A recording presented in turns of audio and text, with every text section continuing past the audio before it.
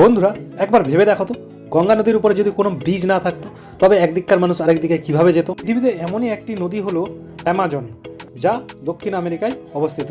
এটি ৭,১০০ কিলোমিটার দৈর্ঘ্য, যা পশ্চিম থেকে পূর্ব দিকে প্রবাহিত হয়।